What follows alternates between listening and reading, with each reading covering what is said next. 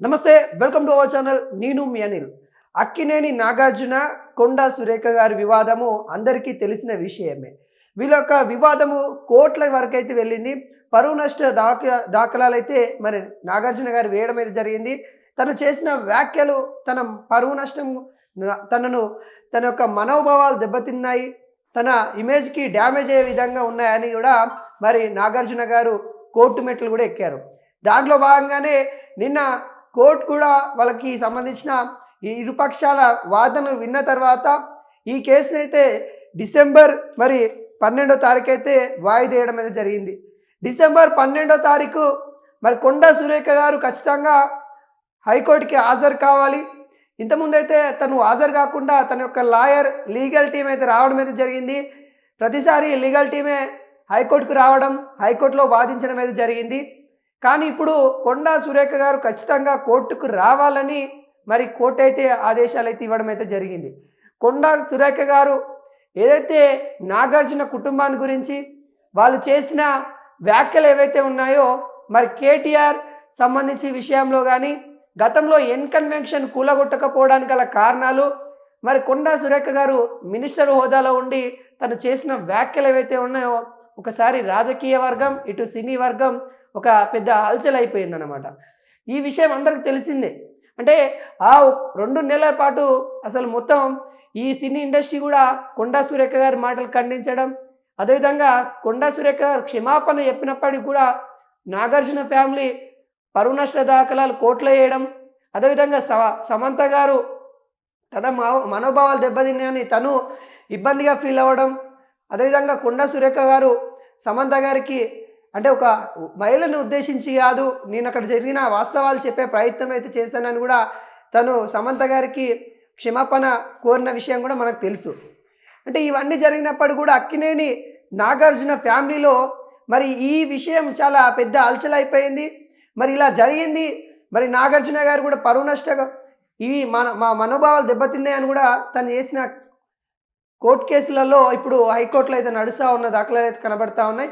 ఈ హైకోర్టులో తను ఏదైతే చేశారో ఇప్పటికీ 4 సార్లు మరి సంబంధించిన హైకోర్టు ఇరు వర్గాలను పిలవడం, దానికి సంబంధించిన అంశాలని పరిగణలోకి తీసుకోవడం, తను మినిస్టర్ కాబట్టి తను రాలేక తను చాలా వర్క్లో బిజీ ఉండి తన యొక్క లాయర్ని పంపించడం, మరి అక్కినేని నాగార్జున వాళ్ళ కుటుంబంతో సహా వచ్చి తను ఏదైతే పిటిషన్ వేశారో దాని గురించి ఆయన వివరించడం జరిగింది.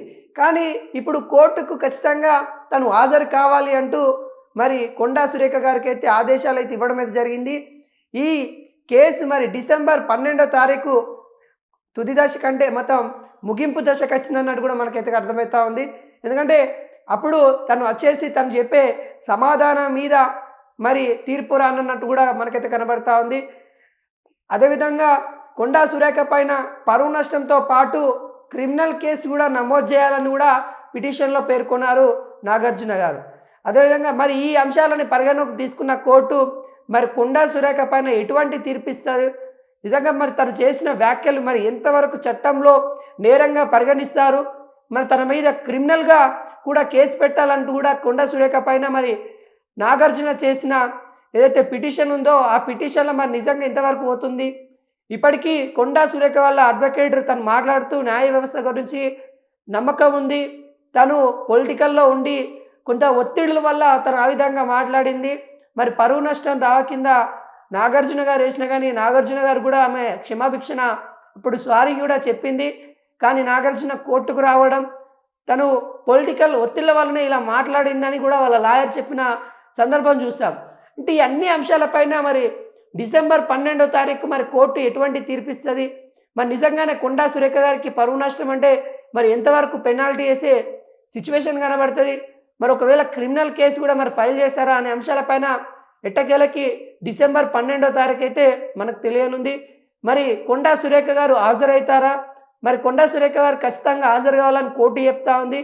మరి ఒకవేళ తను హాజరు కాకుండా ఎటువంటి పరిణామాలు చోటు చేసుకుంటాయి అనే అంశాలపైన మనం అయితే డిసెంబర్ 12వ తారీఖు అయితే చూడాలి. మరి కోర్టు మెట్లు అయితే ఖచ్చితంగా కొండా సురేఖ గారు మరి వెళ్తారని అనుకుంటున్నాను. ఎందుకంటే తను గతంలో కూడా న్యాయ పోరాటం చేస్తా అని చెప్పింది. మరి ఈ అంశాలపైన తను నాగార్జునను కించపరచాలని కాదు, కేటీఆర్ చేసిన దుర్మార్గాలని చెప్పడానికి ప్రయత్నంలో మరి నాగార్జున పైన వాళ్ళ అంటే మాజీ కోడలైన సమంత పైన ఆమె మాటలు మాట్లాడాల్సిన పరిస్థితి వచ్చినప్పుడు ఆ మాటల్ని వెనక్కి తీసుకున్నా కానీ నాగార్జున తగ్గకుండా కోర్టుకెళ్ళడం ఈ అన్ని అంశాలపైన మరి కోర్టు ఎటువంటి తీర్పిస్తుందో మనమైతే డిసెంబర్ 12వ తారీఖు దాకా చూడాల్సిందే.